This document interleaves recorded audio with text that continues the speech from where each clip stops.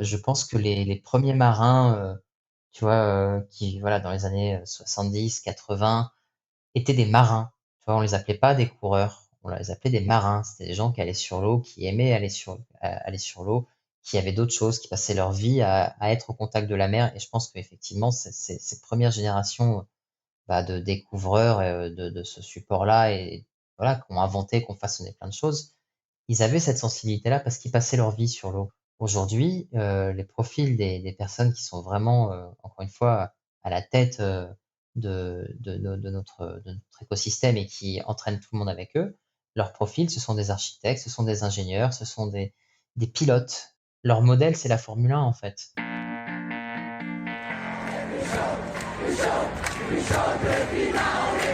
Bienvenue chez Basilic, le podcast pour changer de regard et imaginer ensemble un futur désirable.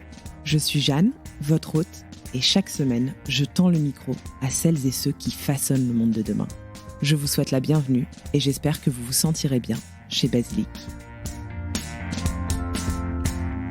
Aujourd'hui, je reçois Stanislas Turet. Stanislas est un célèbre marin qui s'est fait connaître récemment, non seulement pour ses exploits sportifs, mais surtout parce qu'il a pris la décision d'arrêter la course au large pour des raisons écologiques.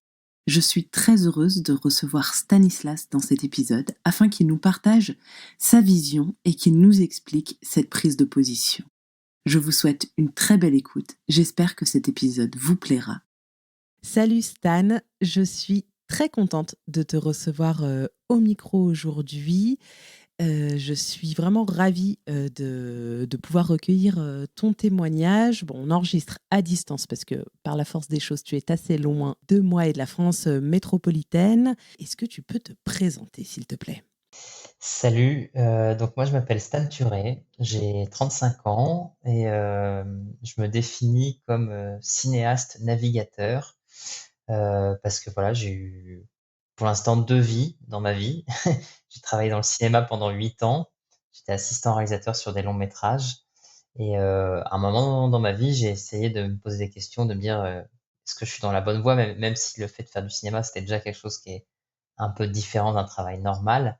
J'avais besoin d'aller expérimenter d'autres choses et je trouvais ça déjà chouette de changer de trajectoire, en cours de route alors qu'on est bien établi et qu'on voilà, aller vers la facilité, j'ai l'impression que c'est un trait de caractère que j'ai maintenant d'aller toujours sortir un peu de ma zone de confort et donc ouais, voilà, j'avais 27 ans et je me suis dit que j'avais envie de traverser l'Atlantique en solitaire. J'avais découvert un peu la course au large, un peu par hasard parce que je passais mes vacances en Bretagne et je voyais passer des bateaux de course et je me suis dit: Ça serait chouette d'aller voir ça». J'ai commencé à filmer des bateaux et puis de fil en aiguille, bah, j'ai acheté un petit bateau. J'ai fait, une première traversée de l'Atlantique en solitaire sur un petit bateau de 6,50 m et puis de fil en aiguille, bah, encore une fois, je suis resté là-dedans et j'ai fait 8 ans, voilà, je suis devenu, skipper, donc navigateur. J'ai commencé à faire des grandes courses comme la Transat Jacques Vabre, et la route du Rhum, là au à l'hiver dernier, quoi. Voilà. Et si je suis là aujourd'hui, c'est parce que c'est parce qu'en fait, là, suite à l'arrivée de la route du Rhum, j'ai décidé d'arrêter la course au large pour raisons écologiques. En fait, c'est vrai que je pense qu'on est tous à un moment de l'histoire, enfin, en tout cas dans nos sociétés, où je pense qu'il faut qu'on soit, conscient des choses, du monde dans lequel on vit et c'est facile encore une fois de céder à la facilité de rester dans le modèle, de rester dans ce qu'on nous vend, dans ce qu'on essaye de nous montrer, et en fait, il y a plein de voies différentes et quand on commence un peu à sortir un peu des canaux traditionnels, on se rend compte qu'il y a des choses qui en tout cas moi de mon point de vue, il y a des choses qui ne vont pas dans le monde d'aujourd'hui et il faut qu'on soit acteurs du changement tous, aussi bien pour nous-mêmes que pour, bah, les futures générations, mais même en fait, même les générations qui sont là, en fait. Donc en fait, ce choix d'arrêter la course au large, il a été motivé parce que tout simplement, mon métier et ce sport aujourd'hui tel qu'il se pratique, mais comme d'autres sports, hein, comme d'autres, enfin voilà, la course au large n'est que le reflet, un peu de la société actuelle. C'est-à-dire qu'on arrive en bout de chaîne d'un système où, Ou voilà, tout ce qui est du domaine de l'artistique, du loisir, du sportif, tout ça, c'est le reflet de la société. C'est une certaine vision du monde, une certaine vision de la performance, une certaine vision de qu'est-ce qu'on a envie de mettre en avant. Et en fait, bah voilà, le fait de dire que il faut toujours aller plus vite, il faut gagner à tout prix, on n'écoute pas la nature, on n'écoute pas le vivant. Euh, Bah en fait, tout ça, ça faisait de moins en moins de sens pour moi. J'ai essayé de me battre pendant 3 ans pour essayer de faire bouger les choses, mais je pense que comme d'une certaine manière, c'était un peu de l'activisme, je me suis dit qu'il fallait changer les choses dans mon domaine pour être actif. Et en fait, je me rends compte qu'il y a une inertie de malade et que le système se défend très très fort et que les gens qui veulent en profiter continueront toujours de vouloir en profiter jusqu'au bout. Et donc voilà, je pense que comme pas mal d'activistes plus engagés que moi, je vois ça sur différents réseaux. Je pense qu'on passe par des hauts et des bas. Et il y a des moments où on est juste fatigué en fait de se battre contre des choses qui ne bougent pas. Donc voilà, là c'était pour moi le bon timing pour dire que j'avais envie d'aller vers autre chose et que c'était voilà, une action un peu plus engagée, un peu plus radicale, de vraiment couper les ponts et de dire que voilà, je me sentais plus bien dans ce que je faisais le matin quand je me levais. Donc ouais, il fallait que je fasse quelque chose, quoi. Donc voilà, j'en suis là de ma réflexion. Pour autant, j'ai pas envie de. euh, Ce que j'ai fait, c'était surtout, je pense, voilà, une photo instantanée avec des chiffres, avec des faits. Et c'est sûr que bah, le milieu de la course au large n'a pas vraiment apprécié que je dise ce que je pense. Donc c'est quand même révélateur aussi. Si les gens se sont sentis agressés ou visés, c'est parce que je pense qu'il y a un fond de vérité dans ce que je dis. Et au final, ça arrange bien tout le monde, toujours pour des raisons bah, de confort ou d'argent, quoi, de continuer à être dans ce filon-là. Je pense que j'ai fait une décision qui était juste pour moi et qui, si tu me parles aujourd'hui, c'est que ça a résonné en dehors du milieu de la course au large et que voilà, l'idée, voilà, la course au large, si ce n'est pour faire des courses de manière très égoïste nous-mêmes, on a quand même ce petit rôle de vouloir faire rêver les gens à autre chose parce que la mer fera toujours rêver les gens. C'est un des derniers espaces de liberté avec la montagne peut-être. Donc on a ce côté-là un peu, voilà, devant l'immensité de l'océan, on ne peut que se sentir ridicule et faire des contrepoints un peu absurdes sur nos visions du monde, quoi. Donc, euh, donc voilà, la mer a ce devoir-là d'inspirer les gens et je pense que bah voilà, il faut que l'artistique, le sportif, tous ces gens aujourd'hui qui se posent des questions dans le divertissement et dans des loisirs, hein, parce que ça ne reste que des jeux, hein, on ne sauve personne, on n'est pas dans le top des choses prioritaires pour mener une existence, comment dire, facile, quoi. Mais voilà, je pense que l'être humain a quand même besoin de culture, de sport, voilà, d'élever un peu son niveau de conscience par rapport à un état animal classique. Donc, je pense qu'on a cette chance-là de réfléchir, de se transmettre, de communiquer, de pouvoir transmettre des savoirs. Et voilà. Donc moi, je pense qu'on est à un tournant de notre civilisation. Je pense que les choses ne font que s'accélérer vu qu'on est en train de forcément. Alors je suis pas, je suis. Maintenant, on me dit que je suis extrémiste et on me critique pas mal, mais je pense que de toute manière. La décroissance est juste une phase dans laquelle on est rentré par nous-mêmes parce qu'on est en train tous de tirer et forcément il y a des ressources qui sont en train de se tarir de plus en plus. Donc ce qu'il faut qu'on pense maintenant, c'est même plus d'accepter le fait qu'il y aura de la décroissance, c'est juste penser qu'est-ce qu'on va faire une fois qu'on sera justement dans une phase de post-croissance et comment on fait pour retrouver un milieu à l'équilibre. Et ça passe effectivement, le sport n'en est qu'une partie à la fin. C'est juste un loisir qu'on a envie de continuer et voilà, qui prône quand même des belles valeurs d'engagement de soi, d'écouter la nature. Et je pense qu'il y a tellement de choses dans tous les domaines, hein. Il va falloir que tout le monde se réinvente et le sport et la culture vont en faire partie parce que c'est qu'est-ce qu'on a envie de transmettre comme valeur profonde en fait, de se dire est-ce que ce qu'on a envie c'est juste d'écraser les gens et d'avoir une vision très égoïste du monde où ce qui compte absolument c'est juste sa réussite personnelle.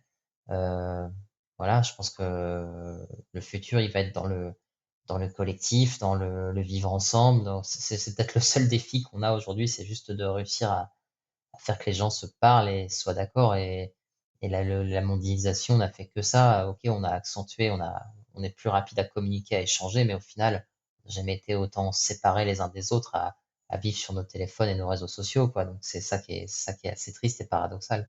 Je suis bien d'accord avec toi. Ce qui est intéressant, c'est que justement ce secteur du sport et des loisirs qui était jusqu'à présent assez préservé par des prises de position.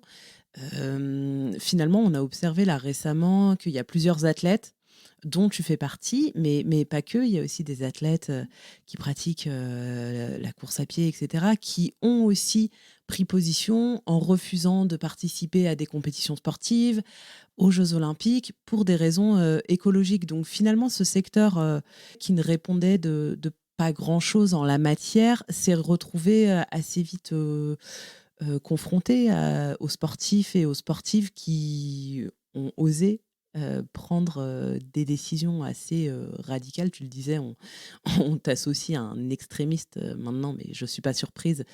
C'est assez logique quand on observe un peu ce qui se passe. Mais voilà, finalement, tu appartiens à un mouvement un peu plus large, puisque vous êtes nombreux et nombreuses ces derniers mois, voire années, à avoir pris des positions semblables.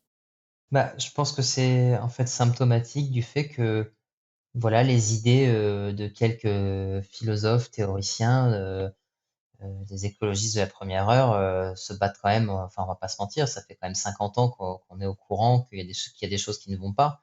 Et aujourd'hui, je pense que bah voilà, on arrive à un point où voilà, les idées commencent à infuser et le cercle s'agrandit et on est de plus en plus nombreux à lire des choses, à voir des choses que les médias traditionnels. Enfin voilà, faut pas être dupe, hein, de voir qu'effectivement, les journaux télévisés, les médias appartiennent tous à quelques personnes qui ont des intérêts à protéger. Et effectivement, bah, aujourd'hui, on a quand même un outil qui est incroyable qui s'appelle internet, qui permet de voilà, de quand on sait où aller chercher les infos, on peut en trouver. Il faut toujours avoir, voilà, du discernement dans ce qu'on lit et voilà, mais je pense que voilà, on en est à un point où, bah, oui, c'est normal que dans toutes les couches de la société, dans tous les domaines, et ben, on commence à avoir des gens qui prennent position et c'est vrai que ce qui est chouette, dans le sport, c'est que, bah, on nous tend toujours un micro à la fin d'un événement sportif ou voilà, en tout cas, on a un endroit où s'exprimer c'est comme les influenceurs, hein, sur Instagram ou ailleurs, en fait, on a un devoir là-dedans, on a une responsabilité parce que, c'est vraiment le cœur de voilà, de ce que j'ai envie de en tout cas, là, c'est là-dedans que je me dis qu'il y a un combat qui est plus fort à mener que juste essayer de changer peut-être juste des petites règles, c'est vraiment d'aller creuser et d'aller théoriser le truc, de se dire, à quoi on fait rêver? Parce que quand je reprends le fil, enfin, on peut tous se poser la question de se dire, quelle a été notre éducation? Comment on a été éduqués? Qui a façonné en fait notre manière de voir le monde? Et quand tu réfléchis bien, bah, ça s'est passé en fait forcément par du cinéma, par de la fiction, par, des histoires, par, des choses où on n'en a même pas conscience, en fait, de voir à quel point ça paraît normal aujourd'hui de voir de la publicité, à la télé, dans les magazines, au bord des routes. Alors tu dis: «Mais en fait, c'est dingue», c'est vraiment cette vision, voilà, capitaliste, de on essaye de on donne envie aux gens d'avoir ce qu'ils n'ont pas et on crée, en fait, un manque et un besoin qui, en fait, au début, on l'a pas ce truc-là. Et aujourd'hui, Instagram, c'est exactement ça. On passe notre vie à partager des moments, bah, voilà, qu'on partage, qu'on trouve: «Ah ça, c'est cool» et en fait, on fait rêver les gens à des choses cool, mais en fait, c'est pas forcément ça qui va nous rendre forcément heureux et quand je vois la quantité de personnes qui essayent à tout prix d'avoir quelque chose alors qu'ils savent même pas pourquoi ils le veulent, moi le premier, hein. Je trouve ça dingue en fait de se dire, on n'a même pas fait ce travail d'abord sur nous, de savoir, qu'est-ce qu'on a vraiment envie au fond de nous-mêmes et pourquoi on en a envie? Et je pense que ça va être le défi, je pense de du futur, de réussir à déconstruire en fait tout ce qu'on a pu nous mettre dans la tête depuis les années 50-60 quoi. Faire rêver autrement aussi, proposer d'autres modèles. Ouais et c'est pas évident, hein. C'est pas évident du tout parce que ça demande effectivement, du renoncement, ça demande, des sacrifices, ça demande d'accepter aussi de sortir du moule, que les gens vous regardent un peu différemment et je pense que voilà, après si c'est juste et si ça résonne juste en nous-mêmes, et ben, je pense qu'il faut réussir et c'est pas évident, mais à se détacher du regard de la société, quoi. Donc, et je pense que plus on sera nombreux, plus ça sera normal et plus ça va aller. Et on le voit bien déjà aujourd'hui. Tu vois, moi, enfin, je mange plus de viande rouge depuis 2008. En 2008, c'était déjà compliqué. Quand je disais que je mangeais pas de viande, on me proposait direct d'autres choses, mais les gens c'était genre ah et t'as pas de problème. Et aujourd'hui, je me rends compte que à chaque fois que je rejoins un dîner où je dis que je suis végétarien, bah ça y est, ça commence. Alors il y a encore des discussions, hein, mais ça commence vraiment à infuser les idées. Et je pense qu'il y a de plus en plus de personnes qui sont végétariennes. Mais rien que là-dessus, enfin, l'alimentation c'est aussi quand même la base de notre vie et de notre société. Enfin, si on n'a pas d'eau, pas de nourriture.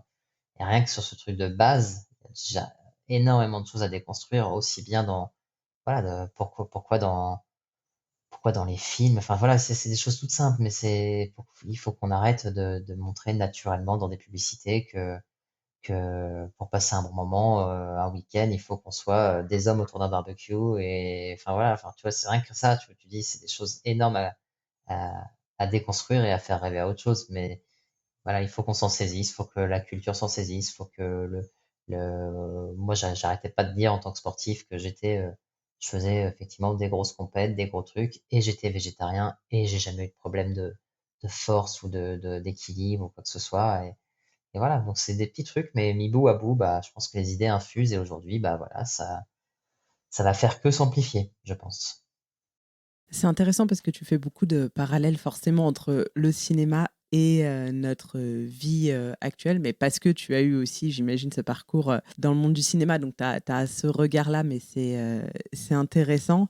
J'aurais d'abord aimé que tu expliques peut-être aux auditeurs et aux auditrices pourquoi finalement c'était si polluant de pratiquer ces courses au large, peut-être aussi réexpliquer brièvement voilà, de quoi on parle quand on parle de courses au large, combien de bateaux, etc. Et voilà quels étaient les points noirs.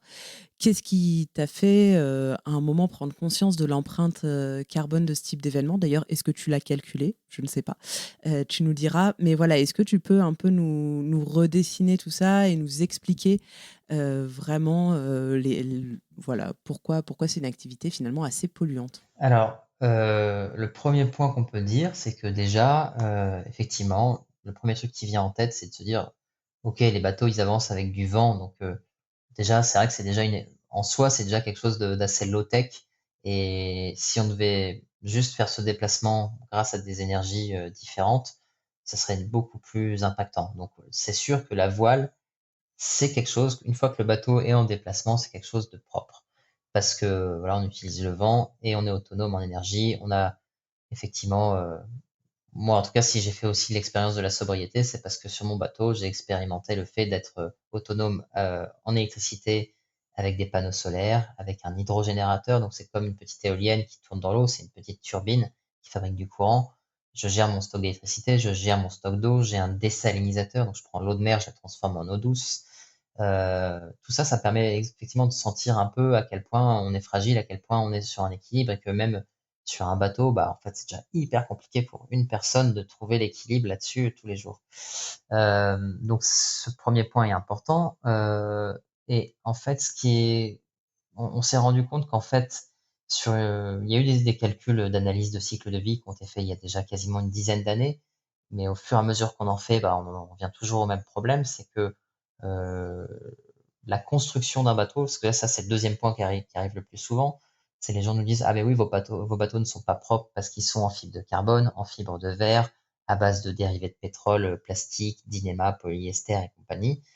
C'est vrai que c'est un impact, mais quand on fait le bilan sur une campagne entre 2 et 4 ans, la construction du bateau ne représente que 25% du bilan carbone. Ce qui est vraiment impactant, en fait, c'est tout ce qui est autour. Et je crois qu'à 75%, ce sont les déplacements. C'est-à-dire que tous les déplacements annexes, c'est-à-dire que j'emmène le bateau dans un village départ de course, bah, j'ai forcément des camions qui me suivent, j'ai des Zodiacs qui viennent avec moi, j'ai je ne sais pas combien de personnes qui viennent sur le déplacement. Ensuite, bah, j'ai les sponsors qui viennent voir le bateau, j'ai des clients qui viennent voir le bateau. Et puis il suffit qu'en fait on arrive de l'autre côté de l'Atlantique, ben là on prend des avions, on envoie des gens pour l'arrivée du bateau, pour faire des images, pour tout ça. Donc en fait, c'est 25% de la construction du bateau. On parle là sur un bateau je vais prendre un exemple, le dernier exemple en date sur lequel on a des chiffres. Sur un bateau du Vendée Globe, on sait qu'à la construction d'un bateau du Vendée Globe, c'est à peu près 600 tonnes d'équivalent carbone. Donc ça reste le bilan à peu près de 60 Français moyens pendant un an. C'est pas non plus énorme, d'autant que ce bateau, bah, il va naviguer, je l'espère, au moins 10-15 ans. Donc voilà, si on réduit ça en une année, ça reste quand même raisonnable par rapport à ce qu'on a, par rapport à d'autres activités et tout ça. Après, effectivement, quand on met en contrepoint le fait que toutes les activités qui sont au-delà de 2 tonnes, si on veut respecter les engagements des accords de Paris, bah, c'est sûr que là, on est bien au-dessus déjà des 2 tonnes. Donc c'est ça aussi qu'il faut questionner. Et donc au final, ce qui est très impactant dans notre milieu, c'est pas l'objet bateau en lui-même, c'est l'usage qu'on fait de ce bateau. Et voilà, en fait, les modèles de course qu'on connaît aujourd'hui, bah, on est quand même comme je le disais, au bout de la chaîne d'un monde consumériste et quand même très capitaliste. Et donc bah, en fait aujourd'hui, la course au large est devenue juste un peu, alors pas pour tout le monde, parce qu'il y a encore quelques personnes qui portent des projets inclusifs ou réellement environnementaux, des choses qui portent à cœur. Mais on va dire que ce qui comment dire, vraiment les grosses équipes qui sont motrices et qui au final ont de l'argent et dirigent un peu ce système-là, sont vraiment vers une pente, dans une sorte de cercle vicieux où les seules choses qui les intéressent, c'est de gagner. Ils veulent gagner pourquoi? Pour avoir de la retombée médiatique. Pourquoi avoir des retombées médiatiques? Pour avoir de l'argent. Et ça tourne en boucle. Et tout ça, c'est en plus mêlé avec des organisateurs de courses qui en fait, appartiennent à des médias et les médias, bah, forcément, bah, ils sont là pour faire aussi, pour faire leur beurre et donc du coup, tout ça, c'est un peu malsain, tout ça, ça se mange dans la main. Tu des médias qui vont juste avoir même des agences de communication qui vont trouver des sponsors et placer des gens. Enfin voilà, c'est pas très sain tout ça, c'est un tout petit milieu et en fait, c'est un peu triste aussi, tu vois, typiquement de se dire qu'une route du Rhum, au final, ça a été construit, sur, voilà, sur un modèle, dans les années 70 où c'était le boom, c'était le Club Med à l'autre bout du monde, c'était faire de la promotion, de prendre un avion et d'aller de l'autre côté. Et donc voilà, en fait, ces événements majeurs-là, bah, aujourd'hui, ils sont plus du tout soutenables, ils sont plus désirables. Et il y a quelques courses qui mériteraient peut-être d'être sauvées, mais voilà, faire un tour du monde comme le Vendée Globe, bah, au final, on part d'un point A et on revient au même point A. Donc ça, c'est pas mal. Mais après, faut quand même qu'on soit assez malin pour construire des bateaux qui soient fiables. Et puis là, aujourd'hui, on est dans une espèce de fuite en avant vers des bateaux qui sont toujours plus rapides. On installe ce qu'on appelle des foils sur les bateaux. Ce sont des grands supports, un peu comme des ailes d'avion sur les côtés qui permettent d'aller de plus en plus vite et de se sustenter un peu dans l'eau. Mais là maintenant, le grand problème, c'est que oui, on va de plus en plus vite, mais on casse de plus en plus parce que bah, forcément, la mer devient de plus en plus sale. Et puis, bah, on tape des billes de bois, on tape des containers, quand ce n'est pas des baleines, parce que voilà, ça c'est aussi une réalité qui fait que en fait, les coureurs au large, leur seul truc, qui les intéresse, c'est enfin, pas pour tout le monde, hein, mais il y en a quand même, je pense, une très grande majorité qui ne s'intéressent pas, tu vois, au chemin migratoire des baleines, qui n'essayent même pas de savoir, comment faire pour éviter ça et voilà, on n'essaye même pas aussi de comprendre vraiment, le milieu dans lequel on évolue. Les marins ne sont pas formés, scientifiquement pour connaître, tu vois, les voies migratoires des baleines, pour savoir dans quel milieu on évolue. On est juste là à essayer juste d'aller plus vite, plus vite, plus vite, plus vite, alors qu'en fait, bah, ça fait pas vraiment de sens. Je pense que ce qui intéresse vraiment les gens, c'est de voir, des histoires humaines, de voir, qu'est-ce qui se passe quand on est sur l'eau, les histoires de marins justement, c'est aussi des histoires où, Dans le passé, il y avait des gens qui partaient, on savait pas où ils étaient, on n'avait pas autant de communication. Et du coup, bah, encore une fois, ce qui marche, c'est l'imaginaire. Quand on voit un bateau qui part derrière une ligne d'horizon, bah, on se demande qu'est-ce qui vient, qu'est-ce qu'il y a derrière. Et aujourd'hui, bah, on est à une ère. C'est un peu paradoxal parce que j'ai vraiment en partie contribué un peu à tout ça en étant un des premiers à faire une chaîne YouTube un peu attractive sur la voile avec plein de choses. Et voilà, on essaie de montrer toutes les coulisses, on essaye d'être vraiment dans une sorte de télé-réalité qui est intéressante, mais est-ce que c'est la bonne voie? J'en suis pas certain, quoi. Il faudrait aussi qu'on arrive à montrer que on peut s'amuser d'une manière plus lente, en fait, avec des bateaux qui seraient déjà peut-être plus responsables en construction. Et puis après, c'est quel programme on utilise autour, quoi. Je pense que dans le futur, la place de la voile va peut-être certainement reprendre une part active dans le transport de marchandises. On voit qu'il y a des cargos qui sont en train de se il y a des prototypes avec des ailes sur des bateaux, avec des ailes de kitesurf dessus. On commence à vraiment à faire infuser quelques idées. Des marins comme François Gabard viennent de s'investir vraiment financièrement dans une entreprise de transport à la voile. Donc, il faut aussi qu'on essaie d'arrêter de vous. Enfin voilà, de toute façon, on est dans une phase où forcément, bah, il va falloir qu'on réinvente d'autres choses. Donc, même le mot même de course au large, est-ce qu'il va encore être euh, valable dans quelques années? Je suis même pas sûr en fait. Il va falloir que nos projets servent à autre chose que d'aller juste s'amuser. Il va falloir que ça serve à la science, que ça serve au transport de marchandises, et puis voilà. Et encore une fois, ça, c'est uniquement dans un monde où on a encore le temps de s'amuser. Donc, si demain, je sais pas, hein, je pense qu'il faut rester optimiste, mais c'est sûr qu'on va vers des crises énergétiques, qu'on va vers des crises économiques, et quelle sera la place en fait de toutes ces activités euh, entre guillemets annexes, mais en même temps si essentielles pour notre comportement d'être humain. Bah, il va falloir et j'ai pas toutes les clés, hein, j'amorce juste une réflexion, hein, c'est des choses voilà, qui m'interpellent et sur lesquelles je me pose beaucoup de questions.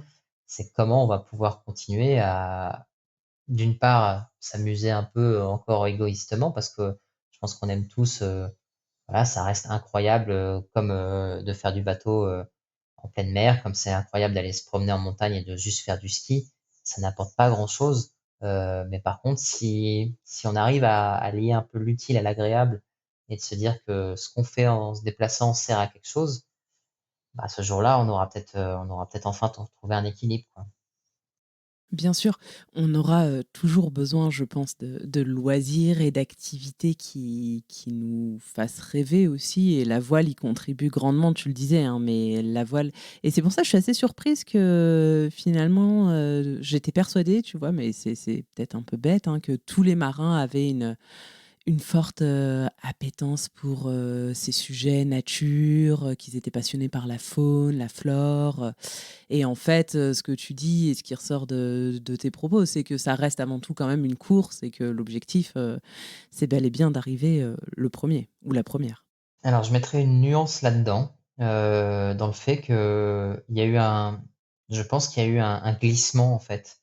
Je pense que les premiers marins, tu vois, qui, voilà, dans les années 70, 80, étaient des marins. Tu vois, on les appelait pas des coureurs, on les appelait des marins. C'était des gens qui allaient sur l'eau, qui aimaient aller sur l'eau, qui avaient d'autres choses, qui passaient leur vie à être au contact de la mer. Et je pense qu'effectivement, ces premières générations bah, de découvreurs de ce support-là et voilà, qui ont inventé, qui ont façonné plein de choses, ils avaient cette sensibilité-là parce qu'ils passaient leur vie sur l'eau. Aujourd'hui, les profils des personnes qui sont vraiment, encore une fois, à la tête de notre écosystème et qui entraînent tout le monde avec eux, leurs profils, ce sont des architectes, ce sont des ingénieurs, ce sont des pilotes. Leur modèle, c'est la Formule 1 en fait. Leur modèle, c'est de s'entraîner sur des simulateurs et aujourd'hui, on en est à être dans des bateaux qui sont fermés, avec des caméras partout. On n'a même plus le vent, on n'a même plus le sel dans les yeux. Ok, quand on doit changer une voile, bah oui, on va changer une voile, on va sur le pont, mais on passe notre temps enfermé et on est en direct connecté avec des gens sur des ordinateurs qui reçoivent les mêmes infos que vous. Euh, voilà, même le Vendée Globe et je pense que là, c'est un vrai problème et c'est quasiment un mensonge quand ils disent qu'il y a pas d'assistance parce que, OK, il y a pas d'assistance physique, mais aujourd'hui, s'il y a de moins en moins d'abandons sur un Vendée Globe, c'est parce que dès qu'il y a un problème, le premier réflexe qu'un skipper va avoir, c'est de se connecter sur WhatsApp en visio et du coup, bah, d'un seul coup, tu as 15 personnes qui sont capables de voir en même temps, de regarder, d'analyser et puis de t'aider à réparer, quoi. Donc, d'un côté, c'est bien parce que, bah, effectivement, on casse moins de bateaux, on va plus loin et compagnie. Après, ça enlève tout le charme, de voilà, des premiers marins qui, bricolaient par eux-mêmes, se dépassaient, trouvaient des solutions incroyables côté, voilà, bricoleurs, tout ça. Aujourd'hui, on n'a plus de bricoleurs sur les bateaux ou très peu et on a juste des profils de personnes voilà, qui sont, assistés, et qui sont des pilotes. Donc, je pense qu'aujourd'hui, ces personnes-là, effectivement, sont moins sensibles à la mer que les premiers marins, quoi. Mmh. D'accord. Alors toi, quand tu as pris cette décision, donc c'était devenu ton métier, hein, tu le disais, finalement, tu travaillais plus dans le secteur du cinéma, c'était devenu ton métier. Comment est-ce que tu imagines ton métier désormais? Comment est-ce que ça va évoluer? Qu'est-ce que ça change, toi, très concrètement? Tu vois, on n'a pas tous dans notre entourage des proches qui sont navigateurs, on ne se rend pas forcément compte de l'impact de ces courses, dans leur quotidien et cetera. Qu'est-ce que ça change? Comment toi, tu vas pratiquer ton métier différemment? Est-ce que tu vas pouvoir continuer à le pratiquer ou pas du tout et il va falloir te réinventer? Eh ben, Ou peut-être tu sais pas? c'est une bonne question. Non, c'est une très bonne question. Je pense que là, comme je te l'expliquais juste avant, je pense que ce qui m'intéresse beaucoup aujourd'hui, c'est de montrer qu'on peut faire rêver les gens tout autant, mais d'une autre manière. Donc là, tu vois, maintenant, j'ai envie de monter une expédition artistique, une expédition artistique engagée. Et je pense que dans ce terme d'artistique, j'ai envie de tout englober. J'ai envie d'englober aussi bien du cinéma que de la musique, que du scientifique, parce qu'aujourd'hui, les scientifiques, tous les chiffres existent. Enfin, je veux dire, tous les faits sont là. Après, ce qu'il faut juste réussir, c'est à les mettre en lumière et les exposer d'une manière sensible. Et aujourd'hui, je pense que ce qu'on a besoin, c'est voilà, que quand on va montrer, aujourd'hui, on a envie de toucher un public de plus en plus grand. On a envie d'agrandir le cercle. Donc le cercle, pour l'agrandir, c'est pas en montrant un PowerPoint ou un dossier scientifique très compliqué que ça va toucher. Par contre, si demain j'arrive à faire des films, que j'arrive à faire de la musique, que j'arrive à faire des belles vidéos dans lesquelles bah, on arrive à faire passer un message d'une manière sensible, et ben, je pense que là, on aura gagné. Et même d'un point de vue sportif, je pense qu'il y a aujourd'hui, tu vois, il y a quelque chose qui m'a choqué, moi, au départ de la route du Rhum, c'est que on a failli partir dans des conditions météo très compliquées. Heu, moi, le premier, j'ai commencé à dire: «Bah, non, en fait, ça m'intéresse pas de partir là-dedans» parce que, bah, d'une part, on risque de casser des bateaux, donc même d'un point de vue écologique, c'est absurde d'envoyer une flotte de bateaux au casse-pipe parce qu'on va casser des bateaux. On va abîmer aussi des humains. On risque de mettre en danger des hommes et des femmes qui viendront nous secourir. Et puis c'est aussi, au final, une vision enfin complètement indécente de se dire que, en fait, on est plus fort que la nature et même si la nature nous dit, nous dit: «On n'y va pas», bah, nous, on dit: «Ah bah non, nous les petits humains, on est quand même plus forts». Et en fait, c'était la première fois que j'étais là à me dire: «En fait, c'est complètement absurde de ne pas écouter, le vent et la mer». De se dire, en fait, on en est là, quoi. On en est à un truc où on se croit vraiment, supérieur et c'est pas étonnant que dans tout le champ lexical qu'utilisent, les agents de communication, c'est toujours, des métaphores guerrières, de combat, de dur au mal, voilà.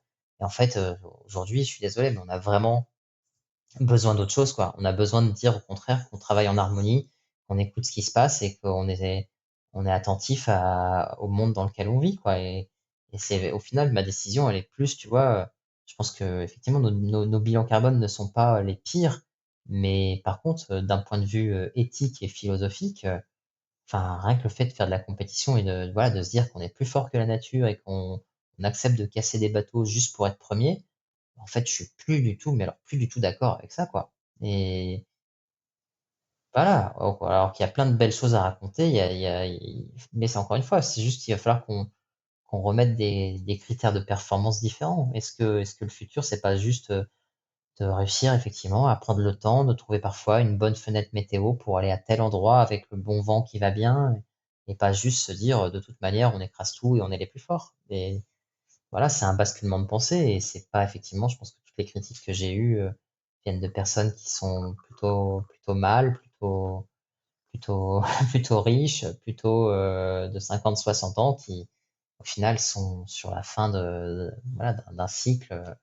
Il y a pas tout le monde dans le même bateau, hein. Il y a des gens qui sont prêts à s'ouvrir, il y a des gens qui changent et heureusement qu'il y a des gens qui vont changer. Mais ce qui fait un peu mal parfois, c'est de voir que même des jeunes sont dans ce moule et veulent y rester parce que ils veulent leur part du gâteau qu'on leur a vendu et ils ont effectivement bossé pour ça et ils se sentent légitimes à demander leur part du gâteau. Et donc, en fait, c'est juste un peu triste, un peu vain, quoi, d'avoir tout ça, quoi. Mais bon.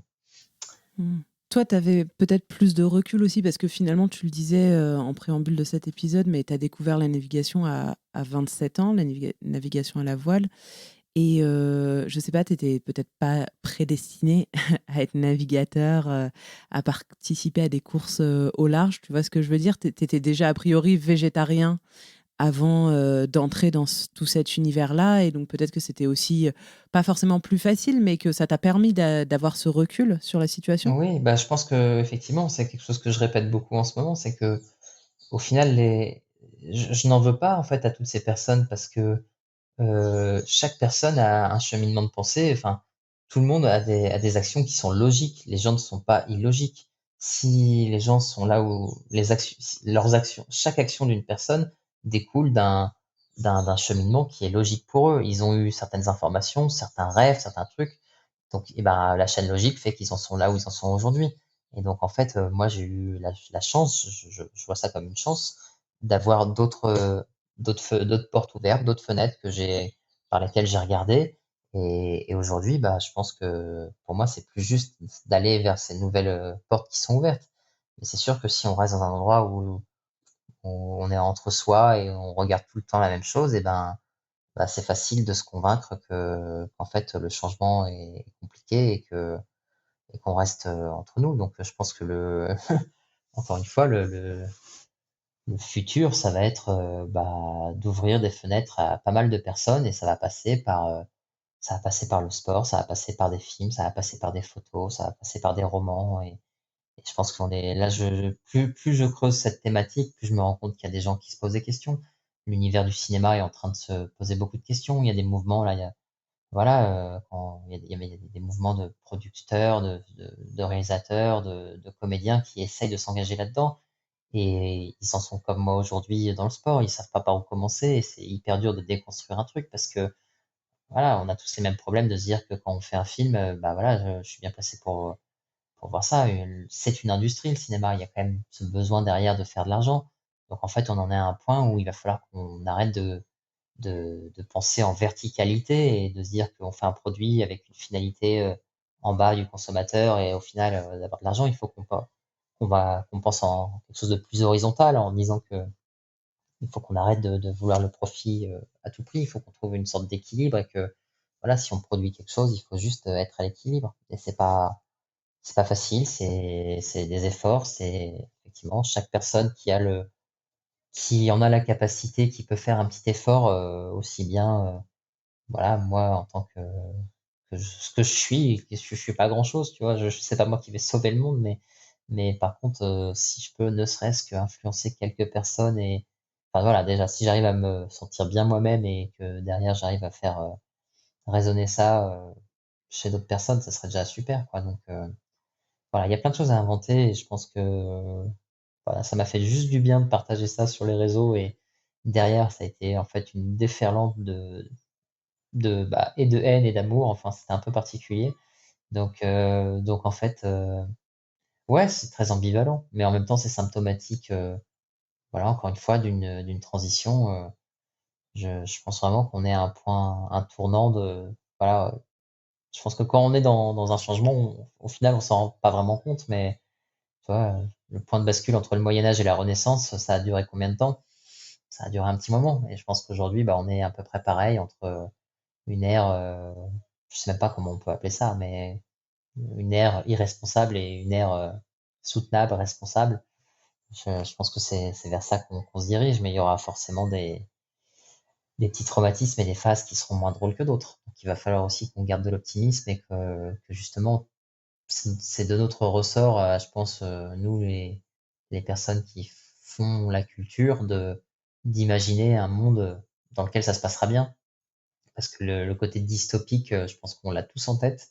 On voit très bien, on voit très bien des Black Mirror, ou des Mad Max ou Waterworld ou ce que tu veux. Mais il faut qu'on montre qu'en fait, on peut quand même être joyeux et vivre d'une autre manière. Et c'est pas facile parce que bah, ça demande des sacrifices, ça demande des renoncements, ça demande de perdre un peu de confort, ça demande de retrouver une valeur différente à quelque chose qui est juste primordial, mais qui est juste le temps, tu vois, d'avoir le temps de faire les choses. Moi, aujourd'hui, enfin, voilà, c'est hallucinant d'entendre des propos comme là, récemment l'ancien ministre des Transports qui dit que le temps est précieux pour les chefs d'entreprise. Et t'as envie de dire, mais attends, il est précieux pourquoi? Hein. C'est incroyable et c'est d'une indécence. Enfin, voilà, je pense que quand nous là, quand déjà on regarde dans l'histoire, quand il y avait les privilégiés entre les nobles et tout ça, on se disait c'est pas possible que les gens aient pu laisser passer ça. Bah en fait, on en est au même point. Je pense que dans quelques, dans quelques années, on se retournera en disant mais comment on a pu laisser faire des choses pareilles en fait. Je suis Voilà. bien d'accord avec toi. Comment est-ce qu'on peut laisser des gens tenir ce type de propos? Ça m'échappe complètement. Peut-être qu'on pourra imaginer une navigation des low-tech. Je sais pas, tu me fais beaucoup penser à Corentin, que je n'ai jamais rencontré, mais dont j'adore le travail, donc que je suis. Et je sais pas, vous me faites, je sais pas, dans mon imaginaire, vous ressemblez. On pourrait imaginer une navigation low-tech où il y a des expéditions scientifiques et où on sensibilise les jeunes aussi. Ça pourrait être très chouette parce que la voile, c'est quand même assez magique et je trouve que ce serait beau que plus de monde puisse y avoir accès aussi. Ouais, bah je pense que Corentin, c'est un copain que je croise régulièrement entre deux expéditions quand il passe à Concarneau. Effectivement, on a fait partie un peu du même écosystème qui a été fondé par Roland Jourdain, qui est justement un des premiers marins à s'être saisi un peu de ces problématiques et il a monté tout un petit écosystème qui est vraiment très intéressant. Et Corentin, oui, il a cette casquette un peu genre, bah voilà, d'un ingénieur qui s'est posé des questions pour comment faire mieux avec moins. Bah voilà, je pense que maintenant, il y a eu le côté technique, mais maintenant il faut la technique sans la philosophie de se dire pourquoi on utilise la technique, l'un va avec l'autre. Donc je pense que lui est vraiment en train de creuser concrètement des pistes là-dedans. Il déconstruit aussi des choses qui sont super.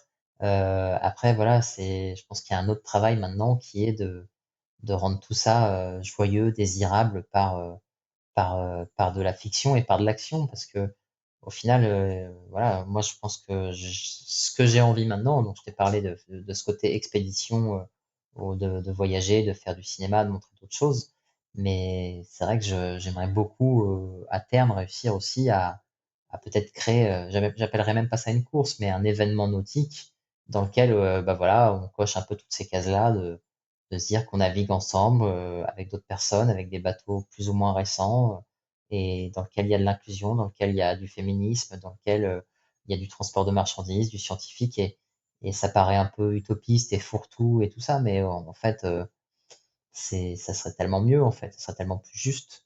Je sais pas quelles sont les personnes qui vont vouloir s'engager là-dedans. Je pense on est nombreux à le vouloir. On est nombreux à vouloir être heureux en fait, tout simplement. Et aujourd'hui, moi, il y a rien de plus qui me rend plus triste de voir que des gens qui font de la régate et qui, même s'ils ils terminent, ils ont un classement honorable, se trouvent nuls ou se détestent ou se disent que c'est nul ce qu'ils font. Enfin voilà, ça crée que de la frustration, ça crée que des choses qui sont pas bonnes. Et ce qui est dur là-dedans, c'est qu'on a quand même, quand on voit quelqu'un qui gagne, on est content pour lui, on se dit ah tiens c'est chouette et voilà, c'est tout le paradoxe, de se dire que bah, on a quand même grandi dans un univers où les belles histoires, ce sont les histoires de personnes qui partent de zéro et qui se construisent et qui arrivent à aller au bout de leurs rêves. Mais bah, aujourd'hui, en fait, quels sont les rêves et quels sont au final, est-ce que ce rêve-là justifie tous les moyens mis en place sans respecter en fait l'écosystème du vivant dans lequel nous sommes. Euh, Ça, c'est tout le paradoxe que je mets en avant en fait dans cette prise de décision que j'ai faite, quoi. Eh ben écoute, j'ai hâte de pouvoir visionner alors ou vivre ou je ne sais pas selon ce que tu proposeras une expérience, un film, on verra bien. Mais c'était très intéressant d'échanger avec toi, Stan. Il y a mille et un sujets que j'aimerais encore aborder. Je reste convaincue que la voile et la navigation ont quand même de beaux jours devant eux en étant réinventés. Tu vois, il y a qu'à voir des initiatives comme Sailcop, par exemple, pour aller en Corse ou même de l'autre côté dans les dom-toms en Guadeloupe, etc. Je trouve que c'est quand même assez encourageant et que cette volonté aussi de plus en plus de voyageurs de moins prendre l'avion permettra peut-être à la voile de se réinventer, tu vois, ou d'être pensée différemment. Ah bah c'est sûr, moi enfin là tu vois depuis que je suis en Guadeloupe, il y a, je sais pas, j'ai peut-être croisé 20, 30 personnes qui me demandaient comment faire pour aller en Martinique à la voile.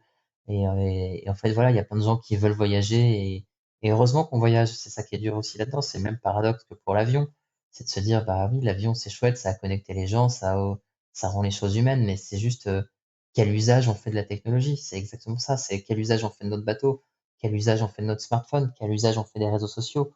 En fait, il y a des choses fabuleuses qui peuvent être faites avec, mais il faut le faire avec parcimonie et puis en bonne intelligence. Et c'est pas évident. Et en fait, il faut bien se rendre compte que tous les choix qu'on fait au quotidien, bah, ils ont un impact, en fait. Et c'est pas facile et personne n'est parfait et ça va prendre du temps, mais j'espère qu'on va réussir tous ensemble à faire des choses. Et voilà, moi, j'essaie de faire ma part des choses, mais voilà, je sais que le chemin va être long et il faut juste qu'on arrive à convaincre des gens que c'est cool. Voilà, c'est ce côté influence positive, montrer que c'est sympa de voyager en bateau et que même si on veut aller de l'autre côté des Antilles, bah, en fait, le fait de le faire en quelques heures, bah, c'était juste n'importe quoi. C'était juste n'importe quoi d'y aller en quelques heures et c'est juste que le temps, le vrai temps, il est dans le voyage, il n'est pas dans le tourisme. Voilà, toute la nuance, quoi. Et les gens qui veulent voyager, il faut qu'ils acceptent que voyager, ça prend du temps, c'est un cheminement de pensée, c'est autre chose. Et effectivement, la voile va avoir un rôle à jouer là-dedans et il va falloir aussi qu'on rentre presque un peu en rébellion là-dessus par rapport au système parce que aujourd'hui, bah, c'est hyper compliqué d'emmener des gens à la voile. Il y a tout ce côté assurance, procédurier. Et il va falloir qu'on casse ces codes-là parce que en fait, aujourd'hui, tant que c'est plus simple de prendre l'avion, bah, les gens prendront l'avion. Donc, il faut juste qu'on arrive à révolutionner un peu tout ça, quoi. Voilà. Mais je suis d'accord avec toi, la voile a un rôle à jouer dans le futur. J'en suis sûr. Merci beaucoup, Stan. C'était vraiment super intéressant et je suis certaine que d'ici quelques années, on pourra réenregistrer un épisode et que tu auras plein de nouvelles choses à nous raconter. Merci beaucoup. J'indiquerai dans la barre de description du podcast les liens pour que les auditeurs et les auditrices puissent suivre un petit peu tes aventures. Et puis, à la prochaine. Merci beaucoup. Merci d'avoir écouté cet épisode jusqu'au bout. Si vous êtes encore là, j'imagine qu'il vous a plu. N'oubliez pas de vous abonner à Basilic sur votre application de podcast favorite pour ne louper aucun épisode. Vous pouvez également me suivre sur Instagram et LinkedIn @basilicpodcast pour découvrir les coulisses de tous les épisodes et de toutes les interviews. Et enfin, si l'univers du podcast vous intéresse, alors je vous invite à jeter un œil à basilicpodcast.com. Vous y découvrirez Basilic Studio, la formation que j'ai créée pour vous accompagner à lancer votre propre podcast et surtout le podcast de vos rêves, mais également Basilic Lab, l'agence qui nous permet de créer des podcasts pour des marques audacieuses et des thérapeutes engagés. Je vous donne rendez-vous la semaine prochaine pour un nouvel épisode et d'ici là, prenez grand soin de vous.